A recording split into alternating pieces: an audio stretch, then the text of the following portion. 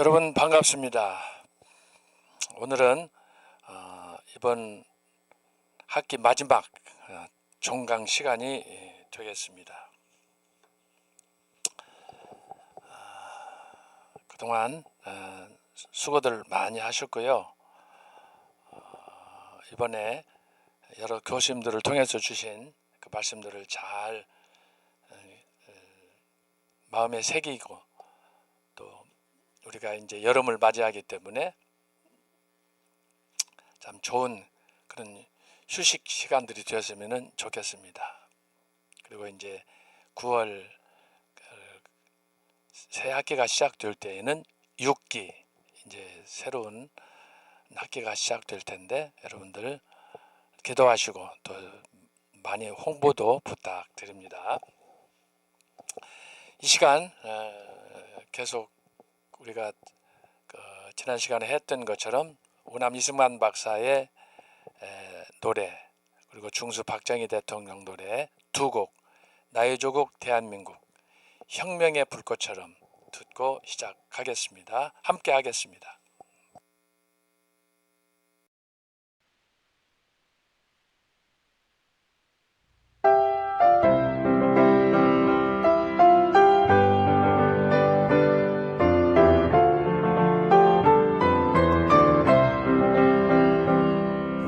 백척간도 민족 운명 어깨 메고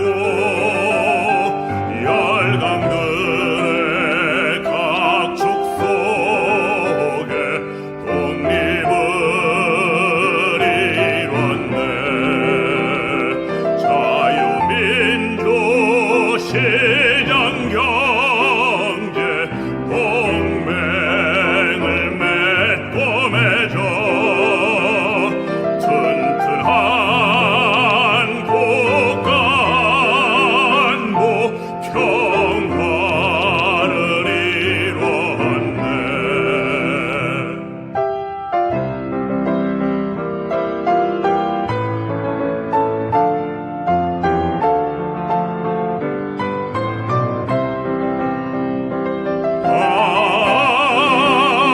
오남 이승만 나라 세운 건국 대통령. 오남 이승만 목숨 바친 대통령. 아름다운 나의 조국 불꽃처럼 타올라서 자손만대 영원토록 세계 속에 빛나라.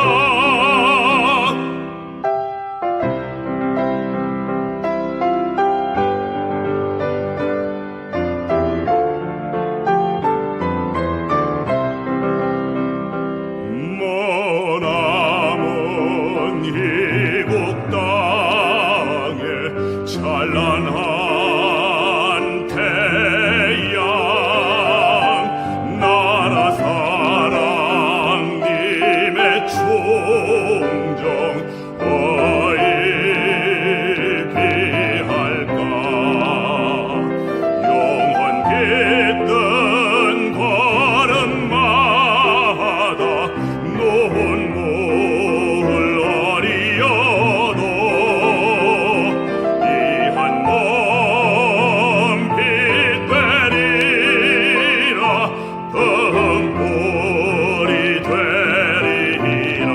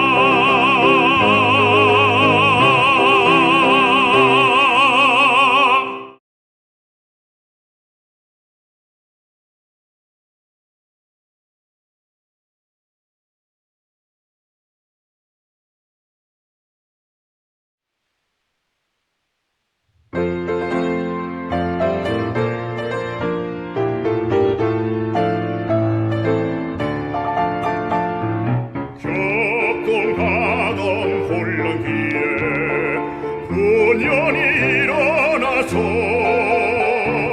허리띠 졸라매고 밤낮없이 땀을 흘렸네. 새마을 운동으로 국민생활 개선하고 산업을 발전시켜 한강기적 이룩했네.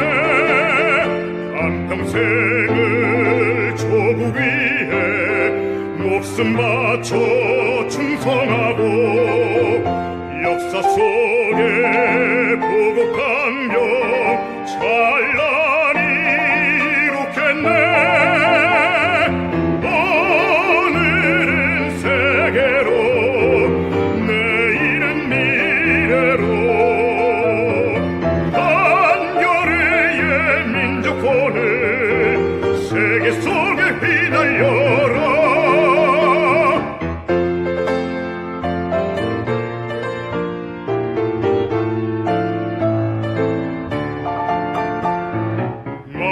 마을마다 도시마다 꿈과 희망 꽃 피우고 서로 돕고 세워주며 선진한국 이루었네. 국방을 강화하여 자유평화 드높이고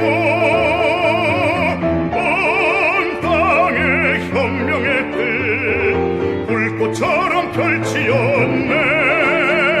한평생을 조국 위해 목숨 바쳐 충성하고 역사 속에 보고 강경 찬란히 이룩했네. 오늘은 세계로 내일은 미래로 한겨레의 민족혼을 세계 속에 휘날려라.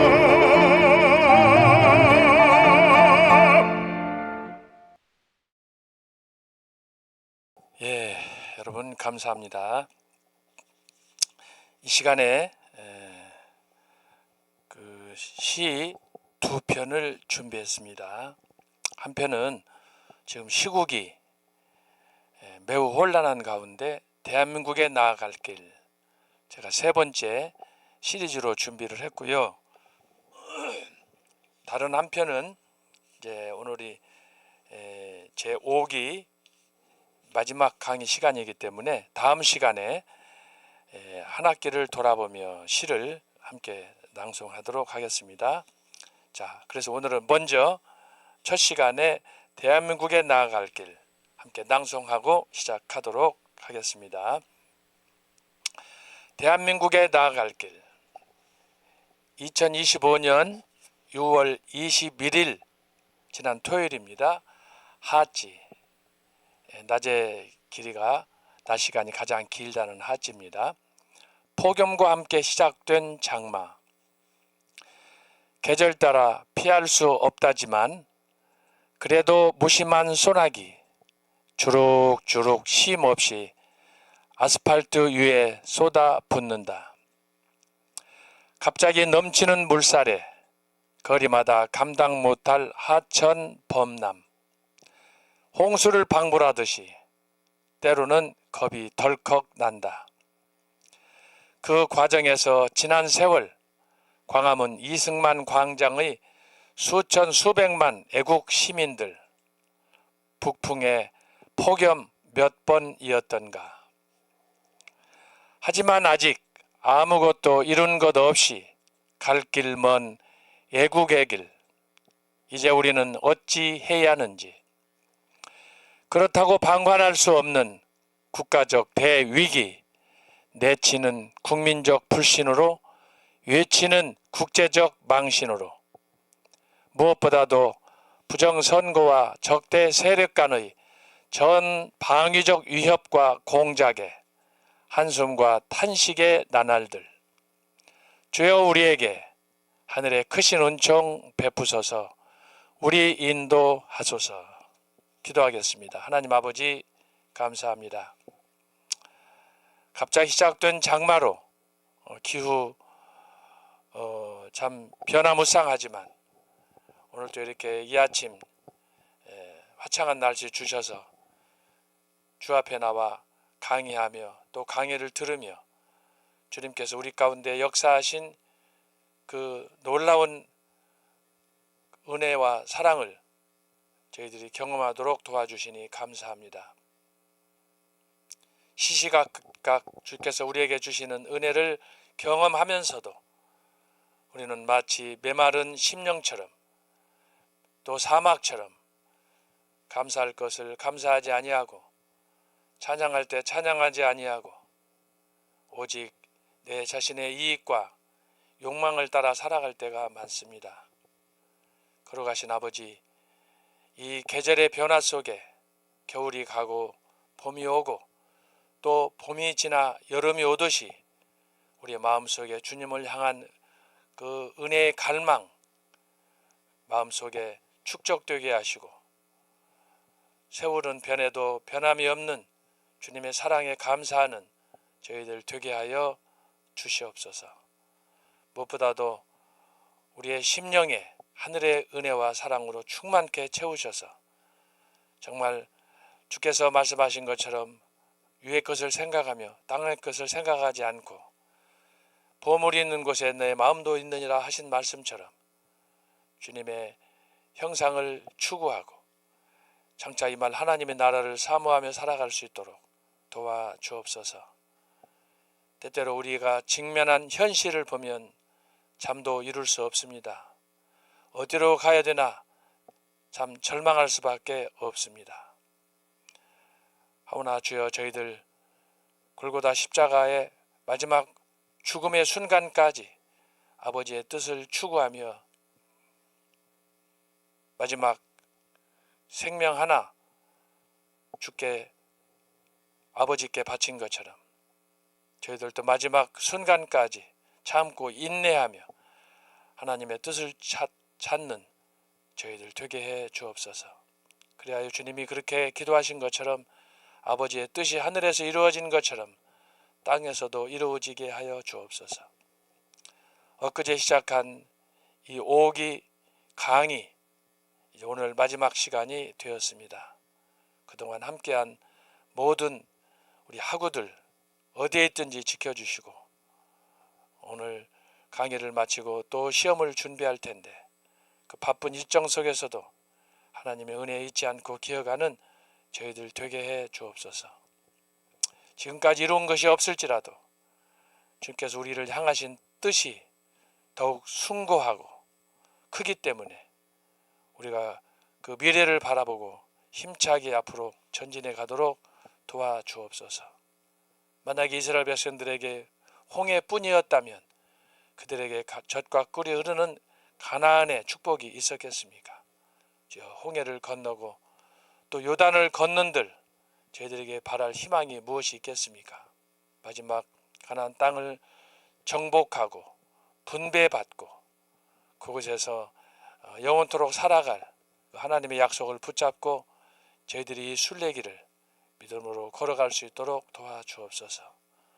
끝까지 마음 잃지 않고 초지일관 주님을 사랑하는 마음으로 또 애국하는 마음으로 살아가도록 도와주옵소서. 이제 강의가 시작되겠사오니 마지막 마무리 강의 주여 우리 가운데 성령으로 역사하여 주옵소서. 시정을 주님께 의탁하며 이 모든 말씀을 예수님의 이름으로 기원하옵나이다. 아멘. 자, 오늘은 사실은 그 종교개혁 기간에 있었던 동방 정교회에 관한 동방교회 이스턴 처치 이렇게 한두 강 강의가 남았습니다만 여러분들이 종교개혁사 책 교재를 참고하시면 좋겠습니다. 그리고 오늘은 이제 전체 종교개혁을 마무리하는 그런 시간이기 때문에 종교개혁사 제일 끝 부분 결론에 나와 있는 부분을 제가 정리해서 이번 학기 종교개혁사를 마무리하고 다음 학기에는 근현대 교회사 이제 종교 개혁이 끝나면 이제 1600년대 이후 지금까지 계속되는 근대 현대 기독교사, 이것에 대해서 우리가 또 살펴보도록 하겠습니다. 자, 그러면 지난주에도 제가 종교 개혁에 대해서 말씀을 드렸습니다마는 이제 종교 개혁이 마무리가 되고, 자, 종교 개혁, 종교 개혁은 50년이라고 제가 말씀드렸어요. 50년. 50년으로 한정한 것은 저의 역사에 대한 저의 분석이 여기에 작용을 한 것입니다. 교수들에 따라서 조금 시간이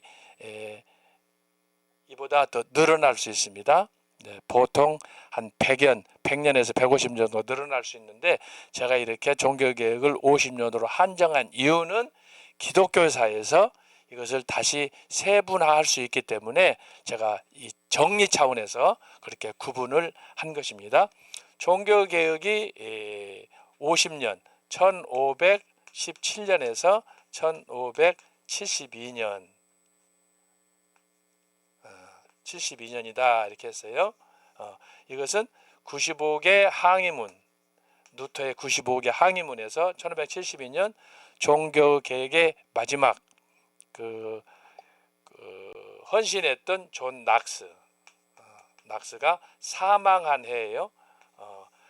생존했던, 출생했던 연도로 따지면 이제 조금 더 올라갈 수 있지만, 그 개혁이 일어났던 그 기점을 생각을 해서 제가 이렇게 해서 대략 종교개혁은 50년이다 이렇게 규정하는 것이고, 종교개혁 이후에 이제 역사가 급박하게 진행이 됩니다. 기독교사로 봤을 때 종교개혁 이후에 바로 시작된 것은 청교도 운동이에요. 청교도 운동은 제가 이전에 잠깐 말씀한 것이 기억이 나는데, 1562년 존 낙스가 1572년에 죽었는데 10년 전이에요. 1562년 영국에서 최초로 퓨리탄이라는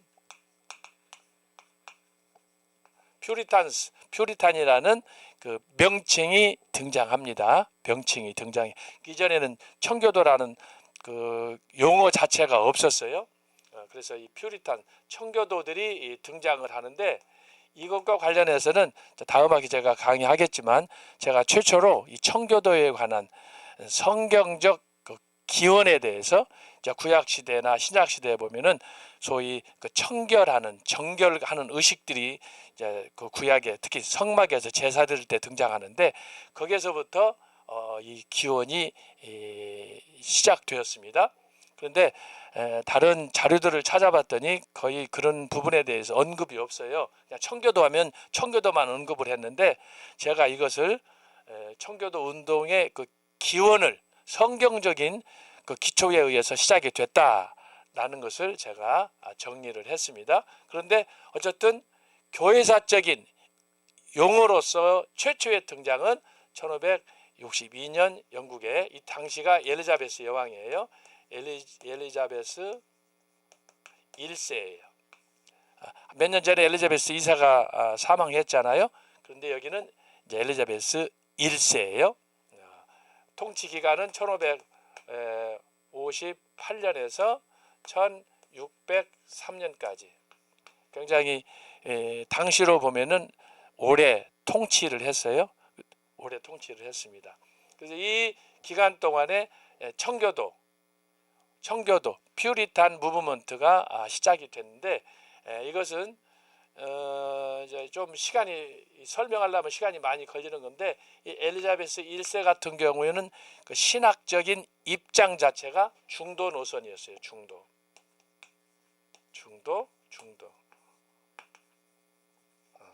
노선이에요. 자, 이 중도 노선이라고 하는 건 뭐냐면, 이것도 아니고 저것도 아니고 극단을 피하는 거예요. 우리식으로 말하면 요즘에 뭐 극좌다, 극우다 그러는데, 그게 아닌 중도를 얘기하는 거예요. 흔히 이제 생각할 때 영국 사람들 하면 여러분들이 보통 젠틀맨이라고 그러잖아요. 젠틀맨, 신사다, 뭐 신사의 나라다 그렇게 하는데 바로 우리가 흔히 익숙하게 사용하는 그 용어는 바로 이 중도 신학, 이것도 아니고 저것도 아닌 그런 그 삶의 태도 거기에서 기원을 했다. 그렇게 배경은 그렇게 있습니다. 그래서 엘리자베스는 신학적으로는 중도 노선이에요. 여기서 중도라고 할 때는 뭐냐 그러면 잘 여러분이 봐야 되는데 한쪽에는 가톨릭이 있어요. 가톨릭, 로마 가톨릭. 그리고 다른 한쪽에는 우리가 여기서 지금 종교개혁에서 살펴본 것처럼 대세가 칼빈, 찌빙글리, 루터 이쪽이었잖아요. 개혁파. 그런 것처럼 이쪽은 뭐예요? 소위 개혁파. 개혁파의 신학의 핵심은 칼빈이에요. 칼빈. 자, 그런데 이 엘리자베스 1세의 중도 노선이란 뭐냐? 이게 이제 앵글리칸 성공회의 신학적 입장이에요. 그것은 뭐냐? 중간이라는 거, 중간.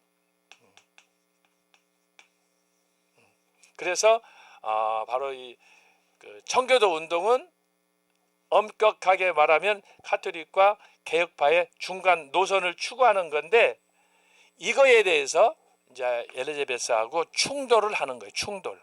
그래서 청교도 운동이 시작이 되는 거예요. 엘리자베스 같은 경우는 이제 통치자로서 왜 그러면 중도 노선이 왔느냐라고 했을 때 엘리자베스의 이복 누나가 피에 메리라고 그랬잖아요. 블라디메리, 메리. 이 사람은 극도의 가톨릭 신자예요. 그렇기 때문에 이 사람은 다른 뭐 종교 계획이니 뭐니 전혀 용납이 안 되는 사람이에요. 아주 골수, 중세 제가 얘기했죠. 중세 천년의 로마 가톨릭 교회 그 신학을 철저히 계승한 사람이에요. 계승한 사람, 피에 메리. 그러니까 수많은 사람을 통치 5년 했는데 5년 동안에 그가 죽인 종교 개혁자들, 뭐 지도자들 하면은 대략 300명을 죽였고 이거에 맞대응할 수가 없기 때문에 많은 영국의 청교도들이 유럽으로 흩어졌고 그 중에 상당수가 당시 스위스 제네바에 있었던 존 칼빈의 제네바 아카데미에 가서 칼빈 문화에서 이제 개혁의 그 신학을 배우는 거예요. 개혁파 신학을 배우는 거예요. 그래서 스위스의 칼빈이 운영했던 제네바 아카데미는 당시에 그러니까 종교개혁이 한참 불이 붙어서 일어날 그 시기에 소위 개혁의 산실이었다라고 하는 거예요. 이런 그 측면에서 개혁만 추구하다 보면은 칼빈은 교회 개혁만 했지 뭐 다른 선교나 뭐 이런 해외 사업을 별로 하지 않았느냐 그렇게 이야기할 수 있지만 당시에 영국뿐만 아니라 전 유럽에서 스코틀랜드, 독일 이런 데서 개혁에 소위 눈을 뜬 그런 그 지도자들이 칼빈의 제네바 아카데미에서 많은 학생 최대 1,500명이 모였어요. 그래서 제네바 아카데미에서 그 옛날에 1,500명이면 엄청난 숫자입니다. 지금부터 지금도 1,500명이면 적은 숫자가 아니에요. 그런데 그 당시에 종교 개혁을 위해서 로마 가톨릭에 맞서서 제네바 아카데미에 와가지고 환경 건물이 있습니까? 먹는 것이 넉넉합니까? 숙소가 좋습니까? 등록금이 어디가 있습니까? 그때 제가 이거에 관해서 논문도 썼습니다만은 칼빈과 제네바 아카데미의 커리큘럼이라든지 그 설립 과정이라든지 보면은요 마치 우리가 흔히 한국교회에서 흔히 하는 것처럼 개척교회 그거하고 비슷한 사례예요. 그래서 칼빈이 학교 건물을 지어야 되는데 돈이 없으니까 여기저기 가서 설교하고 여기저기 가서 강의하고 그때 당시 받는 셀러리 몇 푼이나 되겠습니까? 그걸 다 받고 자기 월급도 모아가지고 제네바 아카데미를 설립하는 데 투자하는 거예요. 그 학교가 지금 현재 스위스의 제네바 유니버시티가 된 거예요. 제네바 대학교. 근데 지금은 완전히 세큘라라이즈 되어버렸어요. 세속화 되어버렸어요. 그러니까 이 몇백 년 지나는 동안에 이렇게 변질됐는데 어쨌든 이 청교도 운동이란 뭐냐 그러면 엘리자베스의 이 중도 노선 이것도 저것도 아닌 로마 가톨릭도 아니고 그렇다고 완전히 개혁파도 아닌 중간 입장 이것이 영국의 성공회다. 성공회. 이것은 엘리자베스의 생존 전략이었어요.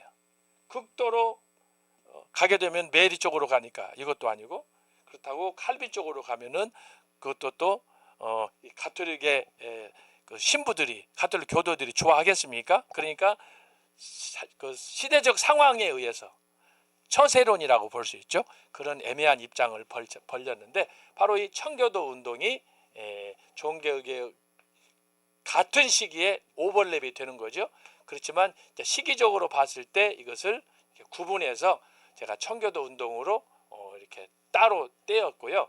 두 번째로 청교도 운동에서 나온 것이 뭐냐 하면은 이게 이제 독일로 갑니다. 경건주의 운동이에요. 경건주의. 자, 독일에서는 필립 스페너라는 사람이 주동이 돼가지고 이제 독일에서 경건주의 운동이 이제 일어나는 거예요. 자, 청교도 운동, 경건주의 운동. 그 다음에 여기서 다시 독일의 경건주의 운동에서 영향을 받은 그 운동이 영국의 복음주의 운동이에요. 복음주의 운동. 자, 청교도 운동이 영국이에요. 경건주의 운동은 독일이에요. 복음주의 운동은 영국이에요. 자, 그런 거 보면은 이 영국은 이 종교개혁 이후에 기독교가 어떻게 발전하고 부흥해 가느냐라는 관점에서 봤을 때 굉장히 중요한 역할을 하는 거예요. 핑퐁 역할을 하는 거예요. 영국에서 유럽으로, 그리고 영국에서 나중에 이제 미국으로. 그다음 이 같은 시기에 이제 미국에서는 대각성이 일어나요. 대각성 운동. 이것은 자, 여기는 웨슬리, 여기는 조나단 에드워드. 여기는 스페너. 청교도 운동은 그 많은 청교도 하게 되면 엄청나게 많은 당시에 그 학자들이 일어났는데, 대표적인 게 이제 윌리엄 에임스라고 있어요. 에임스. 이 사람은 청교도 중에 칼빈이라고 하는 사람이에요. 신학의 정수라는 책을 썼는데, 그 당시에 그러니까 청교도들에게 교회에 신학생들의 조지신학 교재였어요. 신학의 정수. 지금도 이제 우리말로 번역이 한 3, 40년 전에 번역이 됐는데 그렇게 크지 않은 책이에요. 그래서 이 영국의 칼빈이다 그러면 윌리엄 에임스예요. 그리고 또 다른 사람이 있는데 윌리엄 퍼킨스라는 사람이 있어요. 퍼킨스. 이 두 사람이 영국의 청교도들 칼빈 이후에 영국 교회를 개혁주의로 주도한 이런 사람인데, 이 두 사람이 바로 이 개혁파 칼빈의 신학을 그대로 계승한, 그러니까 제가 말씀드리잖아요. 윌리엄 에임스 같은 사람은 영국의 칼빈이다라고 하잖아요. 그 정도로 유명한 사람이에요. 그래서 종교개혁 이후에, 자, 여기서는 루터, 쭈빙글리, 칼빈, 존 낙스, 심지어 테오도르 베자, 칼빈의 제자, 존 낙스의 절친이었어요. 테오도르 베자. 그런데 그 이후에 이제 영국에서 최초로 시작된 운동이 바로 청교도 운동. 청교도 운동에서는 윌리엄 에임스, 윌리엄 퍼킨스. 이 에임스 같은 사람, 아까 말한 것처럼 신학의 정수라는 책을 써가지고 졸신학 책이에요. 칼빈의 기독교 강요에 방불한 그런 아주 엑기스로 구성된 그런 책인데, 이 책에 보면은 신학이란 뭐냐? 신학은 맵, 지도와 같다 그랬어요. 지도책이에요. 완전하지 않은, 단지 성경의 맥을 따라서 갈 수 있도록 안내서다라고 하는 거 신학은. 근데 신학을 잘못 배우면 신학이 성경 위에 올라가요. 그러면 이건 잘못된 거예요. 윌리엄 퍼킨스 같은 경우는 성경 창세기부터 계시록까지 나타난 전체 내용을 칼빈의 애정론으로 해석한 사람이에요. 그래서 이거 이제 골든 체인이라고 그래가지고 황금의 삿을 해서 성경 창세기부터 계시록까지를 애정론으로 쭉 엮었어요. 기가 막힌 내용이에요. 기가 막힌 내용. 여러분 지금부터 500년 전에 어떻게 이게 전쟁 중이야 지금 청교도 운동 이건 종교 자체가 이 시기 자체가 계속해서 이 로마 가톨릭이 이 종교 개혁에 대해서 반발하고 극도로 자기들의 전통을 개성하려고 했기 때문에 다른 건 용납하지 않았잖아요. 무조건 이단으로 정죄하던 그런 때 아닙니까? 마녀 사냥을 하고 해가지고 그러던 혼란기인데 그런 책을 쓰고 그걸 계속해서 강의하고 그래서 그걸 이게 작품으로 남겼다고 하는 것은 대단한 거예요. 우리가 단순히 지금은 가만히 앉아서 인터넷 시대에 유튜브 보고 이렇게 하니까 줌으로 세상에 이거 줌으로 강의하는 거 여러분 상상이나 해봤어요? 지금 코로나 때문에 이렇게 됐지만 상상도 못하는 거예요. 예? 그런데 바로 이런 그 각각의 시기에 따라서 이렇게 하나님께서 좋은 지도자를 세우셔가지고 교회를 각성시키는데 특징이 뭐냐 그러면 자 청교도 운동은 영국, 경건주의는 독일, 복음주의는 웨슬레트 영국, 그리고 대각성 운동은 조나단 에드워드를 통해서 미국. 그 다음은 어떻게 되겠어요? 여러분 궁금하죠? 예? 그 다음은 궁금해. 자, 미국까지 왔어. 미국.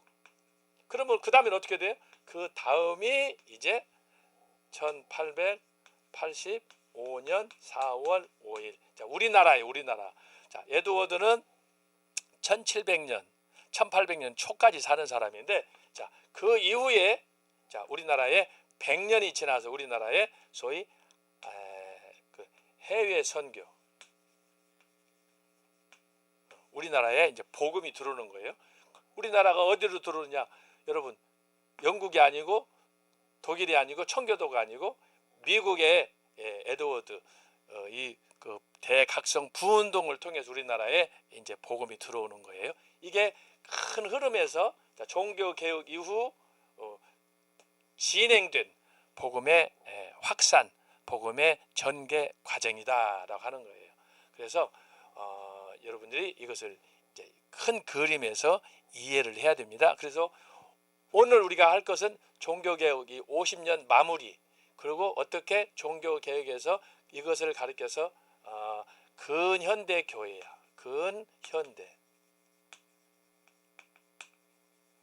근현대 교회인데 이제 이 시기가 여기서부터 이렇게 쭉 갈라지는 거예요. 여기서부터. 그래서 종교개혁 이후 조나단 에드워드 이때까지 대체적으로 1850년이에요. 자, 이때를 근대 교회라고 하고 1850년 이후를 현대 교회로 이렇게 이제 구분해서 하는 거예요. 이 구분은 전적으로 제가 임의로 한 거예요. 이제 경우에 따라서 현대 교회 하게 되면은 어떤 분들은 1차 세계대전 1914년 이때부터 이제 시작이 됐던 뭐 그렇게도 규정도 하고 뭐 이제 교수님마다 그래서 1차, 2차 대전 이후 20세기를 주로 이렇게 다루기도 합니다만은 저는 1850년부터 이렇게 하는 이유는 뭐냐 그러면 이때부터 세계 기독교 역사 이것이 격변하기 때문에 그것 시점으로 조금 상향해서 제가 하는 것입니다. 이때가 이제 제가 전전 시간인가 말씀을 드렸는데 자유주의가 이때 이제 소위 문서설과 함께 독일의 이제 괴팅겐 대학교 그다음에 이제 그 독일의 그 소위 그 유명한 자유주의 튜빙겐 대학교 괴팅겐하고 튜빙겐 대학에서 이제 소위 현대 신학이라고 하는 성경을 전적으로 믿지 않고 성경을 이제 믿어도 부분적으로 믿는 그런 그 새로운 학파가 이때 등장하는 거예요. 소위 자유주의 신학이다. 문서서를 빙자해 가지고 등장하기 때문에 그때가 바로 이 1850년이에요. 이때가 세계 철학사, 세계 과학사, 세계 신학사에 아주 그 소용돌이치는 분기점이 이때 시작이 되는 거예요. 1850년 이때부터 이제 공산주의 사유주의자가 칼 막스, 엥겔스, 그다음에 진화론, 자유주의 신학이 이때 폭발하는 거예요. 그래서 제가 이 기점으로 현대 교회로 제가 했고, 이 전까지는 근대 교회다. 근대 교회. 이렇게 나누었습니다. 자, 특징이 뭐냐? 청교도, 경건주의, 복음주의, 대각성이 우리에게 주는 첫 번째 이미지는 뭐냐? 여기 자, 개혁파. 너무 신학적이지 않았으면 좋겠다. 신학적인 것을 배제하는 거예요. 신학적인 걸 배제하는 거예요. 자, 종교 개혁 때는 뭐예요? 특징이 신학적이에요. 가톨릭에 맞서서 가톨릭에 1000년 동안 성경에서 이탈했던, 성경을 때로는 빙자했던 수많은 그런 교회법에 대해서, 또 가톨릭 신학에 대해서, 스콜라 신학이나 뭐 여러 가지 것들에 대해서 교회 예식뿐만 아니라 이런 것들을 하나하나 종교 개혁자들이 체계화한 거예요. 그래서 이제 우리가 그동안 다뤘던 루터의 3대 논문이라든지, 찌문글리의 요리문답이라든지, 칼빈의 기독교 강연을 통해서 칼빈이 했던 여러 가지 그 업적들, 그런 것들이 대부분 다 신학적으로 체계화하는 건데, 이제 여기 근대에 들어와 가지고 나타난 첫 번째 특징은 뭐냐? 신학적인 것들을 가능하면 배제하는 거예요. 왜? 종교개혁이 50년 동안에 너무너무 찌들어 버렸어요. 찌들어 가지고 남은 것은 뼈밖에 안 남았어. 그러니까 더 이상 교회에서 그런 신학적인 딱딱한 얘기하지 말고, 그러면 뭘 해야 되느냐? 신학적인 것 대신에 실제적인 걸 다루자. 실제적. 그러다 보니까 청교도 운동, 경건한 삶이에요. 청교도 퓨리파이 하는 거예요. 우리가 경건하게 절제하면서 살아야 된다. 마치 중세에 말하면 수도원적인 삶을 살아야 된다라고 하는 거예요. 너무 이렇게 딱딱한 신학적인 걸 이걸 따지지 말고, 그것이 종교 개혁에서 근현대 교회로 가는 과정에서 나타난 첫 번째 특징이에요. 그래서 신학적인 거 배제하고 실제적인 부분들, 경건생활, 여기에 필요한 거. 그래서 청교도, 경건주의, 복음주의, 대각성. 그래서 나타난 것이 뭐냐? 설교 자체에 변화가 오는 거예요. 설교 자체에, 강단에서. 그래서 설교할 때도 너무 뭐 애정론이다, 여기서 따진 것처럼 뭐 이런 거 따지지 말고, 그냥 예수 믿으면 천국 간다, 예수 믿으면 모든 일이 형통한다, 이런 간단한 이런 전도는 어떻게 해야 되느냐, 어떻게 하나님의 말씀을 보고 큐티를 해야 되느냐, 이런 등등의 그런 거에 대해서만 우리가 관심을 가져야지 다른 거 하지 말자라고 하는 거예요. 이것이 근대에 나타난 첫 번째 특징이다라고 하는 거예요. 그래서 여러분 이걸 크게 구상을 하셔서 종교 개혁에서 근현대로 넘어갈 때 등장하는 새로운 운동들, 주기적으로 등장하는 거예요. 그래서 여러분들이 이것을 머릿속에 기억을 하시고, 1850년대에 기독교는 종교 개혁 이후 대략으로 따지면 몇 년이에요? 약 한 300년. 종교개혁 그 신학 유산이 그대로 계승이 되었어요. 비록 신학적인 건 아니지만 종교개혁자들이 주었던 그 신앙적 교훈을 따라서 실제적으로 헌신하는 그런 삶을 살았지만, 1850년, 자 300년이 지난 1850년대에는 뭐냐? 완전히 이 종교개혁 신학이 좌초될 위기에 직면한 거예요. 그래서 이 1850년은 굉장히 위기예요. 위기. 지금 우리 한국 정치가 직면한, 우리 대한민국이 직면한 이런 좌파 운동이 있잖아요. 이것처럼 절대 절명의 순간이 1850년대야. 이게 세계의 역사예요. 그게 진화론이 여기 등장한다고 그랬잖아요. 과학의 혁명이에요. 창조론은 안 믿는 거예요. 그전에는 다 창조론 믿었잖아요. 절대 신앙이었잖아, 종교개혁. 그런데 이때 와가지고 진화론 때문에 이것이 완전히 뿌리치 흔들려가지고 그것이 지금까지 온 거예요. 그 다음에 두 번째가 뭐예요? 오직 하나님의 말씀을 믿고 천국을 사모했지만 이제는 지상 천국으로 가는 거예요. 그게 바로 뭐예요? 사유주의. 사유주의의 시작이에요.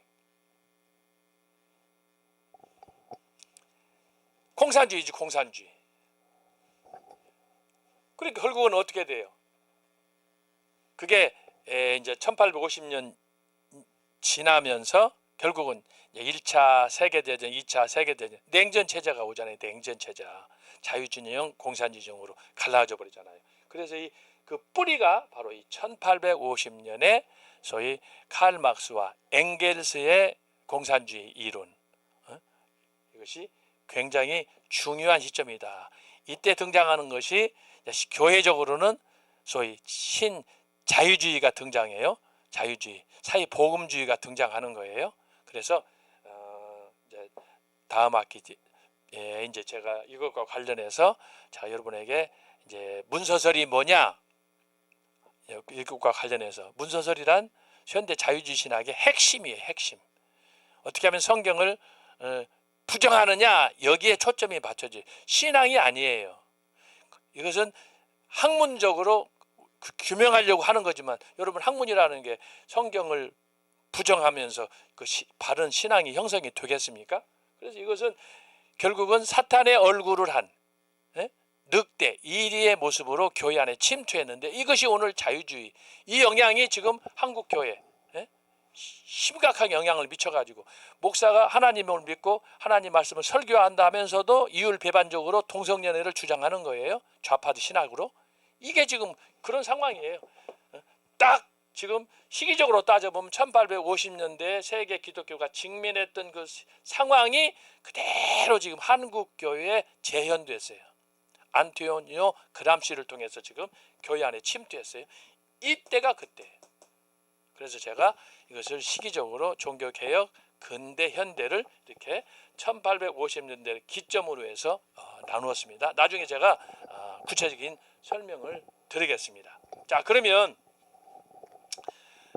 오늘은 이제 마지막 시간이니까 종교개혁의 종합적 평가, 우리가 대략 한 65 강의를 했는데, 자, 오늘 마지막 마무리하면서 다시 한번 전체적으로 제가 부연 설명하면서 정리하도록 하겠습니다. 자, 강의안을 참고하겠습니다. 자, 16세기 종교개혁의 종합적 평가입니다. 지금까지 우리는 격동의 16세기 종교개혁의 역사적, 정치적, 종교적, 신학적 상황을 조명하였습니다.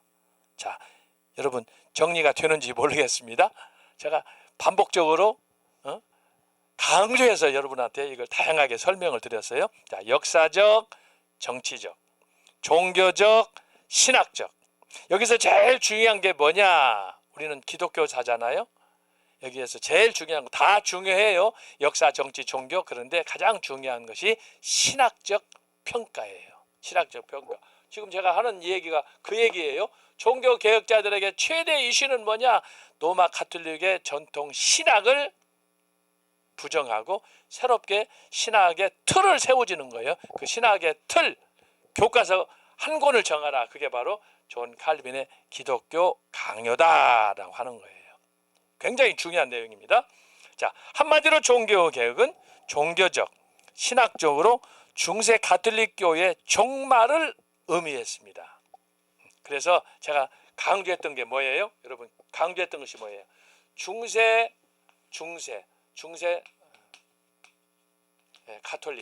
가톨릭이 어떻게 해요? 몇 년 동안? 1000년 동안. 1000년.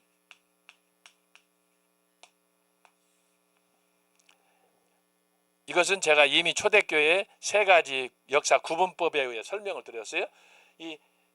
대체적으로 그 일반 그 기독교 역사가들은 590년이다 그랬어요. 그래서 그레고리 1세의 교황제도, 일대 교황 로부터 시작을 한다고 했지만, 저는 이것을 500년으로 잘랐다 말씀드렸죠. 참고로 제가 했던 것 한번 노트 살펴보시고요. 그래서 중세 로마 가톨릭의 이 1000년의 역사, 1000년의 역사는 뭐예요? 한마디로 말하면 반성경적, 반전통적, 초대교회 전통에서 벗어난 거니까 자기들이 인위적으로 교회법을 제정해 가지고 성경이 없는 제가 강조했던 게 뭐예요? 칠성제 같은 게 대표적이라고 그랬잖아요. 대표적으로 성경이 없는 제도들을 만들어서 그걸 우상화하고 신격화하는 그런 일들이 있었다. 그리고 어떻게 구원을 십자가 전쟁에 십자가 운동에 참여하면은 구원을 받고 어떻게 세례가 곧 구원이다. 제가 말씀드렸죠. 천주교는 세례가 곧 칠성례가 왜 중요하냐 하면은 세례 이것은 곧 구원이야. 구원. 그러면 세례를 안 받으면 구원을 못 받아요? 예수를 믿고 주로 시인하면 그가 구원을 받는 거예요. 단지 세례는 뭐냐? 이걸 공적으로 내가 하나님의 자녀입니다 라는 걸 보여주는 거. 이것도 중요하지. 그런데 문제는 제가 그래서 군대에서 합동 세례식 5,000명, 7,000명, 8,000명 받는데 그 세례 받았으면 그 사람들이 다 구원받아야 될 거 아니에요. 근데 지금 그 사람들 어디가 있어요? 다 탕자가 됐어요. 탕자. 그런 면에서 우리가 이것을 영적으로 구분할 줄 있어야 되는데 그런 면에서 여기서 지금 제가 강조하는 거예요. 단순히 우리가 머리로서만 아는 것이 중요한 게 아니고 실제적으로 성경의 가르침을 우리의 삶 속에 적용하는 것이 중요하다라고 하는 거예요. 그래서 여기서 종교개혁은 종교적, 신학적으로 중세 가톨릭교의 종말을 의미했어요. 그래서 가톨릭과 결별하는 거예요. 그 결별할 때 루터나 칼빈이나 찌빙글이나 다 이단이었어요. 그럼에도 불구하고 그들이 그 이단이 아니다, 우리가 정통이다라는 걸 입증하기 위해서 해야 될 그 신학적 입장, 그것이 바로 존 칼빈 같은 경우에 기독교 강요가 우리가 믿는 신앙이 정통이다. 그래서 프랑스에서 일어났던 위군호 전쟁, 개혁파, 그들이 박해받는 그 어려운 가운데 있을 때 그들을 변증하고 그들만이 진짜 애국자고 그들만이 진짜 신앙인이다, 참된 개혁자라는 것을 변증하기 위해서 쓴 책이 그때 당시 프란시스 1세한테 그걸 보내는 그 교과서, 그것이 곧 칼빈의 명품 신학이 됐다라는 걸 제가 말씀드렸잖아요. 바로 그런 거예요. 자, 여기서 그래서 종교적 신학적으로 중세 가톨릭교의 종말을 의미했다. 그래서 아마 처절하게 이것을 특별히 루터, 찌빙글리, 칼빈이 여기에 맞서서 아주 강력하게 싸웠습니다. 그래야 종교개혁은 어둠의 한 시대, 교황 중심의 교권주의를 접고 새로운 시대를 개화하였습니다. 그야말로 교황 중심의 일당 그 통치가 이제 종교 개혁으로 인해서 생겼던 소위 만인 제사장론이 이제 이때 등장하는 거예요. 이거 어마어마한 변화예요. 만인 제사장이라. 어디가 개개인 성도들이 자유를 누릴 수 있어요? 교황은 교주 하나님인데 그 가톨릭교에 맞서서 싸우고 투쟁하고 할 수 있어요. 이건 안 되는 거, 이단이라니까요. 그런데도 이 루터로부터 시작된 종교 개혁은 만인 제사장, 당신도 나도 똑같은 하나님의 자녀다 라고 하는 것을 강조한 거예요. 당시에 제기된 개혁의 외침, 다양한 징후들은 역사의 불완전성 속에서 성취해야 할 하나님 나라의 확장, 장차 완성될 교회의 이상과 소망을 보여주었습니다. 하나님은 어제나 오늘이나 영원토록 동일하시기 때문입니다. 이처럼 종교개혁은 교회의 역사적 소명을 일깨우며 이후 사회 전반에 크게 영향을 끼친 근대 문명사의 전환점이었습니다. 그래서 일반 사회에서는 종교개혁사 그렇게 강조하지 않아요. 그런데 우리 기독교 역사, 개신교 역사에서는 종교개혁을 그만큼 역사의 대전환점을 이루었기 때문에 따로 항목을 두어서 우리도 지금 청교도 신학원에서 종교개혁사를 별도로 배우지 않아요. 지금 유럽에서는 이런 초대교회나 중세교회나 종교개혁 이런 과목들이 거의 없어요.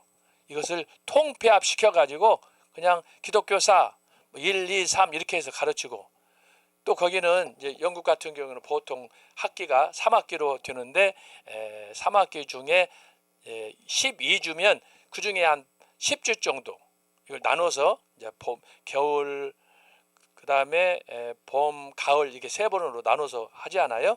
그렇기 때문에 보통 학기가 전체 한 12학기 정도로, 왜냐하면 3학기를 1년을 나눠서 해야 되니까 세 번으로, 그러다 보니까 한 10주에서 11주 공부를 해요. 그러니까 우리가 지금 종교개혁사를 지금 제가 65 강의 1시간 반짜리를 2시간씩 해가지고 지금 65 대략 그 정도 강의를 하잖아요.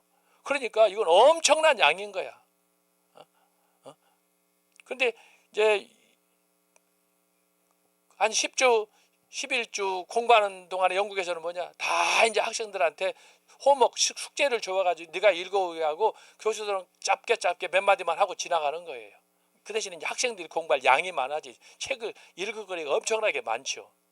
그러나 여러분은 이제 제가 강의한 걸 주로 중심으로 하다 보니까, 제가 주로 설명을 하다 보니까 여러분들은 방에 앉아서 혹은 직장에 앉아서 할렐루야 하고 지금 강의를 들으시는 거예요.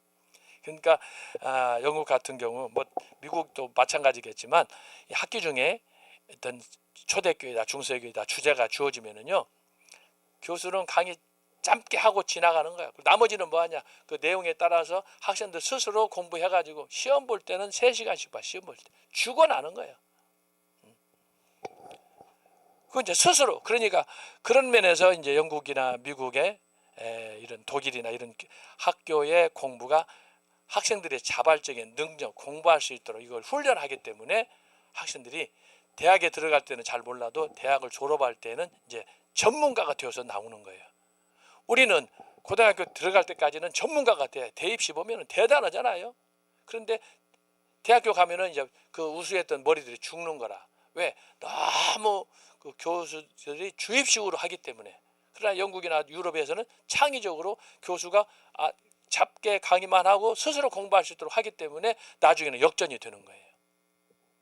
한국에서는 우수한 그 두뇌들이 대학 들어가고 대학은 들어갈수록 죽는 반면에 이제 영국이나 유럽에서는 처음에는 이제 부족했는데 대학 공부하고 그다음에 리서치 대학원 가서 공부하고 하게 되면은 갈수록 아주 무게 있는 그런 좋은 제목들로 이제 배출이 되는 거예요. 그런 차이가 있는 거예요. 그래서 여러분이 이 종교 개혁은 이런 기독교 역사적으로 봤을 때 엄청난 그런 변화를 주도했다. 그런 것 중에 제가 특별히 종교개혁사를 강조하기 위해서 제가 구분한 역사 구분 방법이 종교개혁은 50년이다. 나는데도 하나의 이유가 있는 거예요. 그만큼 중요하기 때문에. 그러므로 종교개혁은 2000년 기독교 역사에서 초대교회처럼 극적인 변화를 일으킨 중대한 사건이었습니다.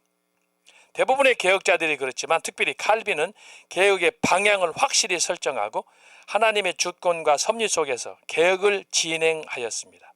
따라서 개혁은 어떤 개인이나 집단, 민족과 국가의 전유물이 될 수 없는 모두의 과제요, 사명이었습니다. 종교개혁사 연구에서 우리에게 요청되는 것은 통시적인 통찰과 종합, 이와 함께 심도 있는 개별적 혹은 전문적인 분석 능력이라고 하겠습니다. 제가 여러분에게 종교개혁을 할 때 지난주에도 말씀드렸어요. 항상 폭넓은 이해를 위해서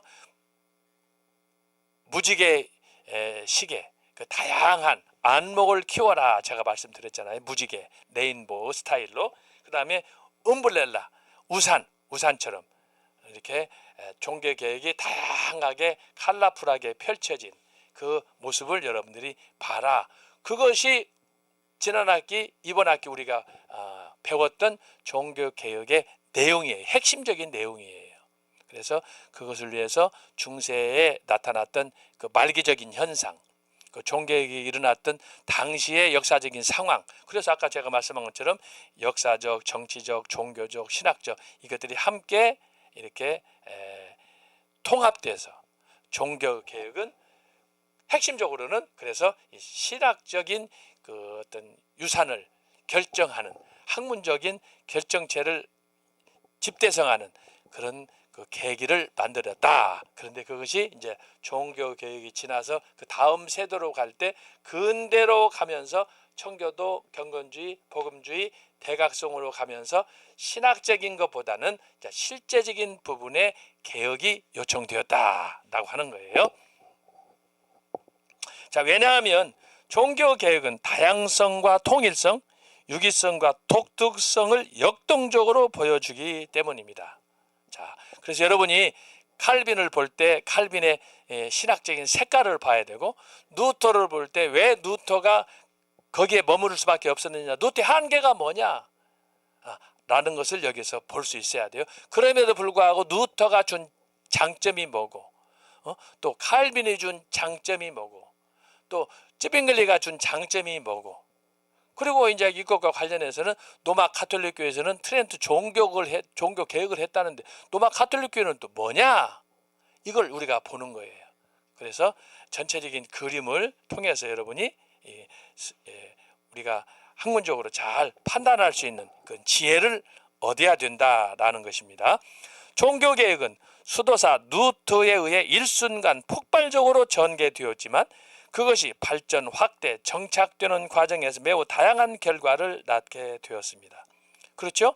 루터만 해도 루터가 초지일관, 초심을 갖고 간 게 아니잖아요. 1520년 보름스 의회에서 그가 소명을 받고 자기 자신이 신문을 받는 그런 과정에서 루터가 더욱더 단단해졌지만, 그러나 이제 그 이후에 바르크 브루트 이제 그 성에 올라가서 그가 지내는 동안에 이제 토마스 뮌처를 통해서 일어났던 시민운동이 일어났잖아요. 성령운동, 개혁운동이 일어났을 때 토마스 뮌처가 요구했던 게 뭐예요? 그 정도 개혁을 할 것 같으면 개혁하지 말라는 거예요. 개혁할 바에는 확실하게 좀 더 적극적으로 성경적으로 하자는 거예요. 거기에서 등장한 게 급진파, 요즘 말로 하면 좌파가 되는 거예요. 그 사람들도 보세요. 급진파. 우리는 거기 저희 인민민주주의로 하겠다는 거 아니에요. 민주주의는 똑같은데 인민민주주의예요. 그 빨갱이 국가가 되는 거예요. 북한식이에요. 이건 엄청난 차이예요. 일종의 그런 형태를 이미 500년 전에 루터가 개혁할 때 루터에 맞서서 요구했던 사람이 바로 토마스 뮌처 같은 그런 급진파들이 있었다라고 하는 거예요. 그래서 여기서 말하는 것은 바로 그런 면에서 다양한 결과를 낳았어요. 그러니까 초지일관해서 이렇게 개혁을 이룬다고 하는 거, 말씀의 기초에서 신학적으로 이렇게 온전히 정통으로 가는 거. 그래서 제가 강조했던 기억이 나죠. 이 종교 개혁에서 여러 컬러풀한 그런 운동들이 있었지만 그 대세는 뭐냐? 제가 말씀했죠. 바로 그것이 정통, 그것이 보수, 그것이 칼빈, 그것이 개혁. 여러 운동들이 있었지만 그 중에 메인스트림, 줄기가 있었단 말이에요. 줄기. 루터도 개혁자고, 츠빙글리도 개혁자고, 칼빈도, 낙스도, 또 테오도로 베자, 거기에 청교도들, 아까 말씀한 윌리엄 에임스나 윌리엄 퍼킨스 같은 개혁자 있었는데 그 중에 강력한 파이프라인이 있었는데 그것이 뭐냐 하면은 정통. 이 정통은 어디에 기초했어요? 초대교회. 이게 중요한 거예요. 그래서 제가 중세교회는 중세교회 천년은 성경에서 이탈한 비성경적인 교황이 교황청을 중심으로 소위 교회법을 만들어서 임으로 신학을 체계화한 그런 면에서 이제 중세의 토마스 아퀴나스 같은 경우에는 가톨릭 내에서는 칼빈 정도로 위대한 그런 신학자지만, 그러나 우리가 성경의 입장에서 객관적으로 아주 냉철하게 비판하실 때는 그는 성경에서 떠난 비기독교적인 그런 이단과 같은 그런 존재다. 그런 면에서 중세 로마 가톨릭 교회 교황들은 다 이단의 수교라고 할 수 있어요. 어떻게 자기가 신이 될 수 있어요? 어떻게 교주가 될 수 있어요? 성경에 없는 교황 제도를 만들어 가지고 지금까지 누리는 교황들의 지금 267대, 지금 이번에 된 네오 14세 267대거든요. 근데 교황 제도가 없는데 그 교황의 교황 제도를 가지고 그동안 누렸던 그 횡포가 얼마나 많습니까? 수많은 사람을 죽이고 십자군 전쟁 때 그것뿐이 아니잖아요. 그런 면에서 종교 개혁은 중세 1000년의 역사를 뛰어넘어서 초대교회로 돌아가서 말씀 중심, 기도 중심, 선교, 교회 중심. 그래서 그것이 종교 개혁의 4대, 5대 모토가 된 거예요. 오직 성경, 오직 믿음. 중세는 없어요. 중세는 행함으로 구원받는 거 아니에요. 그래서 거기다가 성지 순례부터 성물 숭배로부터 성인 숭배로부터 성화 숭배로부터 다 인위적으로 만든 거예요. 자기들이 성경과 떠나서. 그렇기 때문에 구원이 없는 거예요. 그래서 종교 개혁자들은 제가 강조했지만 정통, 보수, 칼빈, 개혁, 이것이 초대교회 전통으로 백하는 거예요. 컴백하는 거, 돌아가는 거예요. 그래서 종교 개혁은 중세 교회가 1000년 동안 잊혔던 그 하나님의 말씀을 다시 되찾는 그런 면에서 문해 부흥하고 유사한 면이 있는 거예요. 유사한 면. 문해 부흥도 그거 아직 복고 운동 아닙니까? 르네상스라는 게 그거 아니에요. 그런 면에서 같지만 내용은 완전히 다른 거예요. 르네상스의 핵심은 뭐냐? 인간의 인간됨을 주장하는 거예요. 그렇지만 종교 개혁은 뭐냐? 인간이 인간됨이 아니야. 하나님을 하나님 되게 하는 거예요. 차이점이에요. 르네상스하고 종교 개혁의 차이점이에요. 그렇지만 르네상스가 뭐예요? 그 인간의 인간됨을 찾는 회복 운동을 통해서 로마 가톨릭에 맞선 거예요. 왜냐하면 거기는 사람이 아니니까 자기 그 교황들 신분제를 구분해서 몇 사람들만 누리는 특권, 기득권자만 누리는 건데, 그래 일반 평신도들은 사람이 아니야. 그거에 대해서 르네상스가 인간의 가치를 드러내면서 그때 등장하는 게 회화라든지 그림이라든지 보면은 그래서 특별히 그 인간의 그 모습을 그릴 때 보면은 아주 낭만적으로 화려하게, 특히 그 당시 화가들이 여성의 신체를 그 소위 회화화했을 때 얼마나 풍만하게 아름답게 그렇게 그립니까? 그건 인간의 그 내면을, 인간의 추구하는 여러 가지 이상을 그대로 보여주는 거예요. 그게 르네상스. 그것이 교회 건축으로도 막 나타나는 거예요. 다양한 방식으로. 근데 그것이 기독교적으로 봤을 때는 세속이기 때문에 교회에서는 그걸 신학적으로 성경으로 돌아가자라고 해서 르네상스는 인간을 인간되게, 그런데 종교 개혁은 인간이 아니고 하나님을 하나님 되게, 그래서 back to the early church로 가는 거예요. 초대교회. 초대교회의 전통을 그대로 잡는 거예요. 잡는 거. 그래서 제가 언젠가 말씀드렸죠. 기독교는 두 가지가 굉장히 중요하다라고 했어요. 두 가지. 저와 여러분이 두 가지를 잘 잡아야 돼요. 이건 굉장히 중요한 거예요. 저와 여러분 항상 신앙생활을 어디에 서야 되느냐 하면은 전통. 전통은 뭐예요? 바른 전통.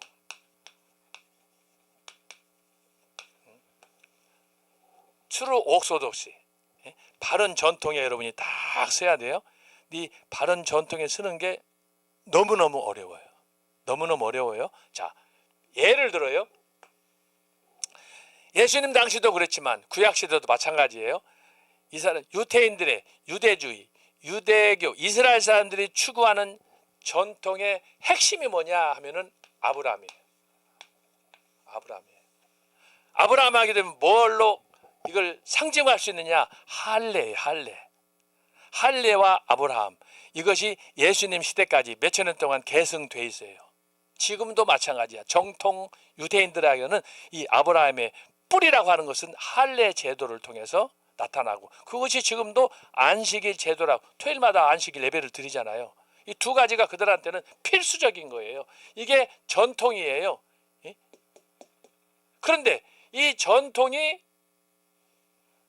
예수님이 베들레헴, 유대 땅 베들레헴에서 태어나서 이제 구원을 위해서 사역하시는 가운데 이것을 예수님께서 파셨을 때 이 아브라함의 할례 안식일 제도가 너무너무 잘못 사용되는 거예요. 그러니까 예수님께서 세례 요한도 마찬가지지만은 독사의 자식들아, 이거 어마어마한 핵폭탄 아닙니까? 그것을 바꾸라고 하는 거예요. 잘못돼요. 이 전통을 자기들은 이것을 생명처럼 붙잡았는데 이게 아니라고 하는 거예요. 아브라함, 예수님도 그렇고 사도 바울도 그렇고 이것은 진짜 전통이 아니라는 거예요. 이 모습을 여러분이 성경을 읽을 때, 목사님들의 설교를 들을 때, 교수들의 강의를 들을 때 이것을 잘 생각을 해야 돼. 트레디션, 내 전통은 과연 성경적인가? 성경 창세기부터 계속 나타나는 거잖아요. 그런데 성경에 보면은 눈에 보일 듯 보이지 않는데 성경에 이 전통이 있어요. 바른 전통이에요. 예를 들면은 이제 아벨로부터 예녹으로부터 노아로부터 이게 쭉 나타나잖아요. 그 사람들은 잘 여러분들이 그걸 볼 수 있어야 돼요. 성경이 가르쳐주는 참된 바른 전통 트레디션이 뭐냐? 그걸 봤을 때 구약시대에도 보면 하나님께서 아벨의 제사를 받으시고 노아의 제사를 받으시고 아브라함의 제사를 받으시는데 문제는 뭐냐 하면은 그들이 우리에게 물려준 뭐예요? 할례 제도, 안식일 제도, 이것이 오늘날 우리에게 예수님 당시 신약시대에 어떻게 적용이 되는가? 결국은 예수님이나 제자들이 사도 바울이 그걸 어떻게 평가했는가? 이것이 쭉 지금까지 저와 여러분 이걸 분별 없이 그냥 믿고 지나왔잖아요. 그러나 성경을 보면은 그런 면에서 냉철하게 봐야 되는데 그래서 그것이 신학이 도움이 되는 거예요. 단순한 신앙생활로는 그거 찾지를 못해요. 신학을 통해서 학문을 통해서 그래서 이 종교개혁자들 청교도들이 윌리엄 에임스나 퍼킨스나 경건주의자들이 이것을 얼마나 집중적으로 고민했는가 이것을 여러분들이 알 수 있어야 돼요. 그러니까 우리는 사실은 빚진 자예요. 그냥 우리가 뭐 여러분 신앙생활 하면서 고민해 본 적 있어요? 그냥 정광 목사님 말씀하면 가서 은혜 받고 하고 헌신하는 건 좋은데 머리로 생각을 안 해봐. 이 말씀이 무슨 말씀인가, 무슨 뜻인가, 이 말씀이 어떻게 성취됐는가 이것들에 대해서는 별로 관심이 없어. 그냥 즉흥적이야. 그러면 안 되는 거예요. 그래서 우리의 신앙생활이 경륜이 더할수록 지성적으로 우리의 신앙이 분석적으로 말씀을 깊이 그걸 통해서 하나님의 참된 말씀 구원의 역사를 체험하게 되면은 진짜 우리가 미치는 거예요. 우리가 지금 매주 금요일마다 신학자 토크 교수님들 4분이 하잖아요. 세상에 여러분 정광 목사님 말씀표 보세요. 뭐 거기에 그림 몇 개밖에 없어요. 그런데 어떻게 전문 교수님들 신학을 연구한 교수들 박사들이 그거 가지고 여러분 매 시간마다 그걸 분석하면서 금의를 드러내면서 이 말씀의 핵심이 뭔가를 우리가 풀어냅니까? 그러면 정광 목사는 대단한 거라고 제가 말씀드렸잖아요. 그게 바로 이 신학적인 것 때문에 그러는 거예요. 성경을 어떻게 봐야 되느냐? 그것이 바로 정광 목사님만 여러분들이 잘 아니까 우리끼리 다른 사례가 필요 없어요. 말씀표 보면은 창세기 천지 창조에 나타난 예수 그리스도 5대 제사 7대 절기 복음의 7대 연합 이 모든 것들이 참 신기하게도 정광훈 설교가 정통, 보수, 칼빈, 개혁 그것이 어디하고요? 바른 전통, 성경의 전통하고 딱 맞아 떨어지는 거예요. 기가 막힌 거예요. 이걸 여러분들이 영적인 눈으로 아주 샤프하게 예리하게 볼 수 있어야 돼요. 그때 쓰는 것이 좌로나 우로 치우치지 않는 거예요. 좌로나 우로 치우치지 않는 거예요. 성경이 이것이 뭐냐? 예수님이 생각한 아버지의 뜻이에요. 뜻. 정통, 바른 전통. 하나님의 뜻이야. 아버지의 뜻. 이걸 여러분들이 찾아야 돼. 바리새인들이나 서기관들이나 율법사나 다 필요 없어요. 예수님이 그 사람들을 아주 박살내잖아요. 그러니까 누가 말했더라 그거 중요한 게 아니고 여러분이 저와 여러분이 성경을 통해서 특별히 정광훈 목사님의 설교 성경의 나타남이라든지 말씀표를 통해서 뭘 찾아야 되느냐 이걸 찾는 거야. 하나님의 뜻 찾으면 끝나는 거 아니겠어요. 예수님도 아버지의 뜻 찾잖아요. 그것이 예수님의 삶의 존재 이유요 목적이었어요. 그걸 찾는 거예요. 그걸 찾으려면 어떻게 해야 돼요? 정신을 바짝 차리고 집중해가지고 이걸 분석을 해야 되는 거예요. 여러분, 성경을 통해서 이걸 찾아낸다고 생각해 보세요. 구약에서 한번 찾아보세요. 하나님의 뜻이 어디에 있는가? 아브라함은 실패했어요. 가인도 실패했어요. 그러나 하나님의 뜻은 분명해요. 분명해요. 근데 우리가 그것을 착각 속에서, 나의 오해 속에서, 판단 미스로 인해서 어쨌든 그걸 놓쳐요. 그래서 여러분이 기독교 역사 2000년 동안에 제가 초대교회, 중세, 종교개혁 이렇게 책을 써서 논문을 써서 연구하는 가운데 제 최대의 관심은 뭐냐? 첫 번째는 전통을 바로 세우는 거예요. 바로 세우는 거. 제가 확인했을 때 저의 신념으로는 그것이 칼빈주의예요. 바로 존 칼빈이 그것을 초대교회 때부터 자신이 종교개혁을 하던 그때까지 1500년대까지 이 모든 체계를 확실하게 기독교 강요를 통해서 체계화시켰어요. 그런 면에서 칼빈은 대단한 사람이에요. 저는 개인적으로 부족하지만 바로 그런 신앙 전통을 따르기를 원하는 사람이에요. 자, 전통은 바른 전통이에요. 자, 이것이 어디로 가야 되느냐 하면은 정통이 돼야 돼요. 바른 전통, 옥소독시가 돼야 돼요. 정통. 자, 바른 전통이 유대인처럼 되게 되면은 정통 보수 칼빈이 될 수가 없어요. 그런데 여러분이 성경을 통해서 자, 전통이 트레디션이 쭉 흘러가고 있는데 그 전통 속에는 뭐가 있느냐? 정통. 좌로나 우로 치우치지 않는 하나님의 뜻이 그 가운데 딱 숨어 있어요. 이건 신비예요. 그래서 저는 제가 유학하고 교수하는 동안에 저의 기독교 2000년사의 연구의 방점은 어디에 있느냐? 이 두 가지에 있어요. 어떻게 하면 내가 성경의 가르침을 따라서 바른 전통을 추구할 수 있느냐? 어떻게 하면 인간적인 거, 육신적인 거, 현세적인 거 이것들을 탈피하고 어떻게 하면 성경이 가르쳐주는 내세신앙, 새 예루살렘을 향해서 창세기부터 요한계시록 22장 여기까지 이 초시일관 좌로나 우로 흔들리지 않고 이 신앙을 따라서 쭉 갈 수 있느냐? 너무너무 힘든 거예요. 그러나 그것이 길이 보여요. 아벨을 통해서 보면, 또 에녹을 통해서 보면, 노아를 통해서 보면, 아브라함과 이삭과 야곱과 요셉을 통해서 보면, 모세와 여호수아를 통해 보면, 사실은 제가 애정론과 여호수아 얘기했지만 그 이후도 마찬가지예요. 거기에는 분명히 하나의 전통이 둘이 될 수가 없는 거예요. 예수님 당시에 서로 전통이 자기들이 오야봉이다 해서 사두개인, 바리새인, 율법자들 싸웠지만 그들은 다 틀려먹었어요. 거기에는 참된 전통이 있는 게 아니야. 예수님이 뭐라고 말씀했느냐? 예수님이 가르친 말씀 속에 전통이 있는데 그것이 뭐냐? 정통이야. 이것이 말씀이고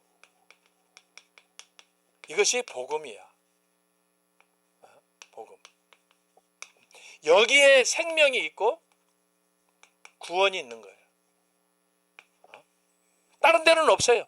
바리새인들, 서기관들, 율법사들 그것은 다 비정통으로 가는 거예요. 형식은 기독교적인, 구약적인 그런 전통을 띨지 몰라도 실제로는 예수님께서 도끼로 다 찍어버린다는 거 아니에요. 거기에는 생명이 없는 거예요. 그래서 여러분이 이 두 가지예요. 적어도 제가 서유한 교수가 추구하는 신앙적, 신학적 입장은 뭐냐? 참된 전통이 어디에 있느냐? 그렇게 하려면 성경을 연구할 수밖에 없는 것이고, 성경을 연구하다 보니까 그게 뭐예요? 그것만이 바른 전통이다. 그 전통의 핵심은 아버지의 뜻, 하나님의 뜻이에요. 그래서 주기도문에도 나타나 있고, 마지막에 겟세마네 동산에서 기도할 때도 이 십자가에 쓴 잔, 죽음의 잔을 내가 마셔야 됩니까? 했을 때 예수님께서 아버지의 뜻대로 모든 걸 맡기는 거예요. 그래서 이 두 가지가 우리에게는 매우 중요하다.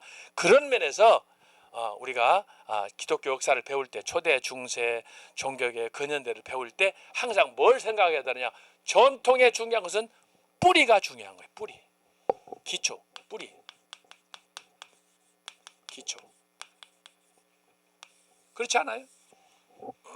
그래서 유대인들은 우리하고 생각이 다르지만 아브라함을 붙잡고 아브라함을 놓지 않는 거예요. 항상 아브라함을 생각하는 거예요. 아브라함과 이삭과 야곱을 생각하는 거예요. 그러다 보니까 아브라함이 이제 할례를 받고 하나님의 약속을 받고 가나안 약속을 받고 하는 그 모든 과정을 보면서 이스라엘이 그래서 이제 그 어려웠던 그 시기를 그 신앙 하나로 극복해 내는 건데, 어쨌든 그럼에도 불구하고 그들에게서 문제가 뭐냐 하면은 정통 하나님 말씀을 배제한 자기들이 임으로, 그런 면에서 이스라엘 사람들 유대인들의 대부분은 로마 가톨릭적인 그런 신앙을 율법을 행함으로 구원받는 줄 착각을 하잖아요. 로마 가톨릭하고 똑같은 거예요. 결국은 신앙은 이제 여기에서 따져볼 때 만약에 이제 세 번째로 제가 첨가한다면은 믿음과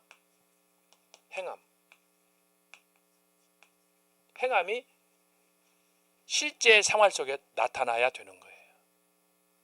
근데 이게 얼마나 어렵습니까? 이거 하나하나 우리가 추구하는 것이. 그래서 여러분이 이걸 잘 기억할 수 있어야 돼요. 기억할 수 있어야 돼요. 그래서 우리가 애국운동 하면서도 마찬가지예요.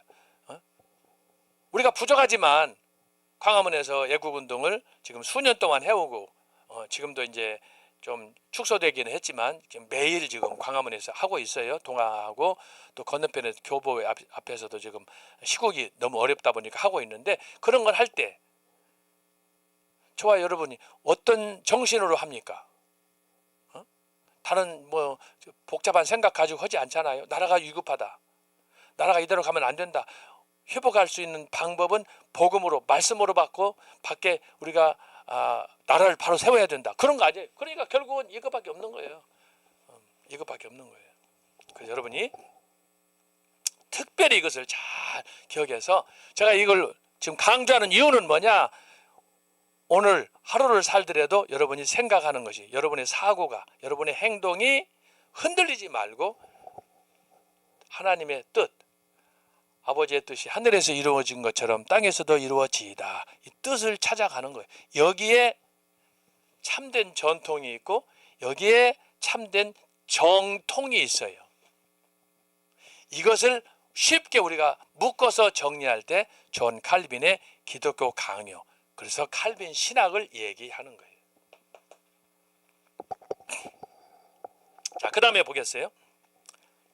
자, 이 개혁은 심지어 급진파와 더불어 개혁의 대상이었던 가톨릭에서도 활발히 전개되었습니다.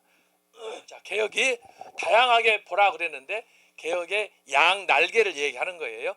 급진개혁, 한쪽에는 수구개혁, 한쪽에는 로마 가톨릭, 한쪽에는 급진적인 소위 반동 종교개혁과 더불어서 급진개혁, 토마스 뮌처 같은 이런 개혁이에요. 소위 오늘날로 말하면 사회주의적인 개혁이에요. 평등하게 해라. 그 정도 개혁할 것 같으면 하지를 마라. 이런 식이에요. 특별히 로마 가톨릭은 대학교의 설립과 선교사들의 파송에서 보듯이 개혁자들의 개혁보다 훨씬 더 진취적이었습니다. 영국의 역사가 엘톤의 지적처럼 실로 이들의 종교 개혁은 혁명이었습니다. 따라서 진정한 개혁을 위해서는 항상 뒤돌아보는 지혜가 요구됩니다. 그럼에도 불구하고 가톨릭의 개혁은 성경의 원리와 권위를 외면함으로 시대적 요청을 거부하였습니다. 제가 여러 번 강조했죠. 결국은 개혁을 하려면 어떻게 해야 되느냐, 명분을 성경으로 돌아가는 성경적인 개혁을 우리가 원하는 거예요. 근데 이 사람들이 개혁하자 해놓고는 실제로는 우리가 살펴본 것처럼 원점으로 돌아갔어요. 그 원점이란 뭐예요? 중세교회 전통으로 돌아가는 거예요. 인위적인 인간이 만든 제도, 법, 의식을 따라가는 거예요. 하지만 역사적 개혁교회는 하나님의 말씀, 즉 계시된 성경과 그의 주권을 오직 믿음과 은혜로 집약되는 그리스도의 왕권을 회복하였습니다. 자, 여기서 이제 새로운 용어가 나왔어요. 자, 종교개혁의 꽃은 뭐냐 하면은 그리스도께서 왕이다. 그리스도가 왕이라고 하는 거예요. 종교개혁의 꽃이에요. 그러면 로마 가톨릭은 뭐예요? 교황이 왕이다. 여러분 얼마나 대조가 됩니까? 초대교회는 뭐예요? 초대교회? 여기가 초대교회 썼잖아요. 자, 초대교회는 뭐예요? 초대교회 예수 그리스도 성령 왕이에요. 왕. 그러니까 우리가 이 교회 역사를 시대별로 구분해 봤을 때 명백하게 구분이 되잖아요. 이런 구분을 우리가 이해하고 그리고 초대교회를 보고 중세교회를 보고 종교개혁을 볼 때 그 안에 많은 도전도 받고 우리가 교훈도 받는 거예요. 그래서 전체적인 스케치 이것을 잘 해야 되는 것입니다. 자, 그래서 여기서 주장하는 건 뭐냐? 종교개혁은 결국은 그리스도께서 왕이다, 통치자다. 그래서 오직 말씀, 오직 믿음, 오직 구원, 오직 하나님의 영광 이렇게 나오는 거예요. 개혁자들은 이 한 가지 일념에 사로잡혀 연구하며 가르치고 증거하는데 헌신하였습니다. 그 결과 더 이상 어둠의 세력이 교회를 지배할 수 없었습니다. 진리의 빛이 온 누리에 그를 사모하는 모든 영혼에 찬란히 빛나게 되었습니다. 여러분, 이 개혁자들이 준 이 교훈을 따라가면 나타난 특징이 뭐냐? 자신을 보게 돼요. 내가 교주가 아니라 나는 죽을 수밖에 없는 죄인 중에 괴수이구나. 나는 하나님의 은혜가 아니면 살아갈 수 없는 진짜 인간이구나. 그것이 나타난 것이 뭐예요? 루터나 칼빈이나 지빙글이나 낙서나 동일하게 나타나는 거예요. 말씀을 깨닫고 말씀 앞에 겸손히 자기 자신을 고개 숙일 때 그렇게 자기가 죽다 보니까 사회적인 변화가 일어나서 칼빈은 제네바 아카데미를 통해서 오늘날 제네바 대학교 그래서 그곳에서 많은 후학들을 교육하고 여러분 이렇게 우리들이 노력한다면 중세계 로마 가톨릭교에서는 자기들 방식으로 해요. 그걸 좋아하는 사람들 요즘 빨갱이들 보세요. 개딸들 보세요. 개딸들.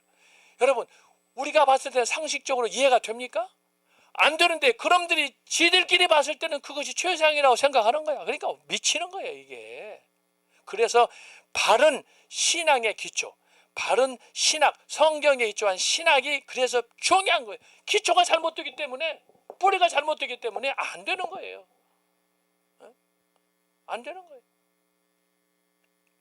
지금 40대 50대가 바로 이 교육을 학교 교육을 잘못 받아가지고 그 영향 때문에 지금 한국 이 40대 50대면 한국 전체 인구로 봤을 때 허리인데 허리가 잘못되니까 나라가 힘을 쓸 수가 없어가지고 지금 이렇게 어려운 가운데 있는 거 아닙니까? 지난주에는 사기 부정 투표로 대통령이 된 이재명이 G7에 갔는데 이제 이번 주인가 나토를 간다는 나토는 안 간다는 거 아니에요. 아주 겁에 질려버린 거예요 지금.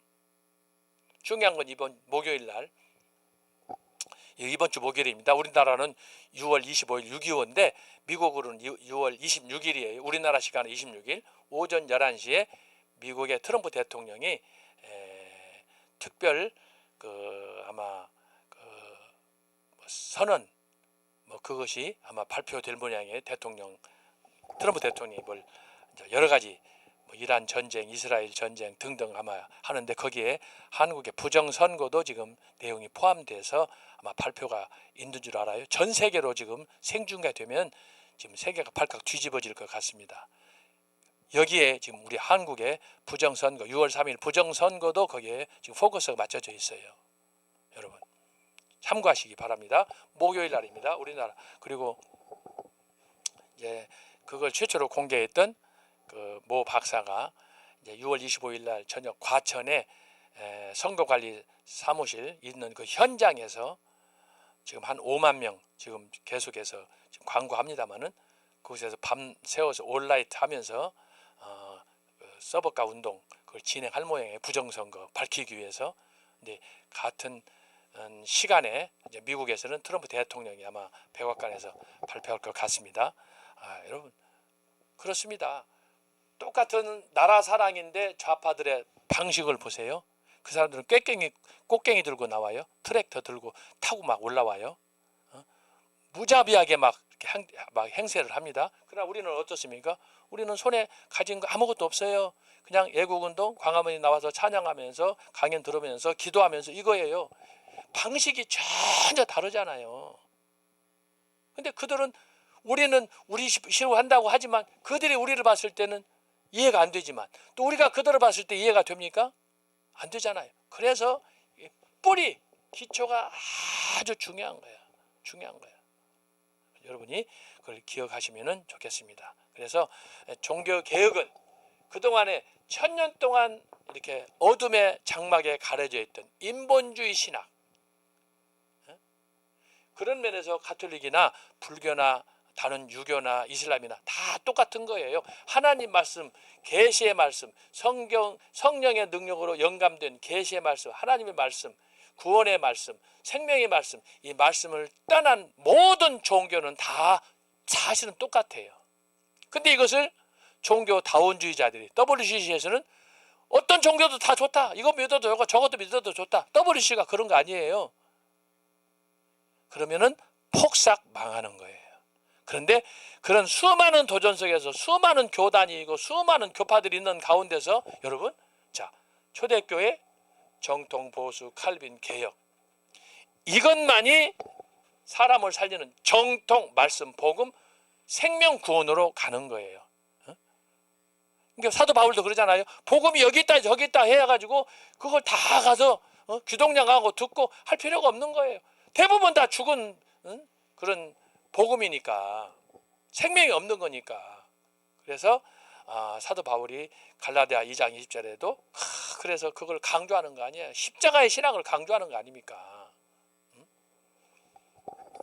자, 그렇게 해서 종교개혁의 전체적인 그림을 다시 한번 여러분들이 잘 이렇게 그렸으면 좋겠습니다. 자, 그러면 2번 해서 종교개혁의 공헌입니다. 이걸 이제 단순하게 제가 압축해서 몇 가지로 정리를 했습니다.